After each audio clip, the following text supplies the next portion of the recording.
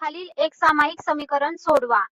99x plus 101y is equal to 499 आणि दुसरं equation आहे 101x plus 99y is equal to 501. आता याचं सोल्युशन पाहू. 99x plus 101y is equal to 499 याला इक्वेशन नंबर 1 देऊ. 101x plus 99y is equal to 501 याला equation number 2 देऊ.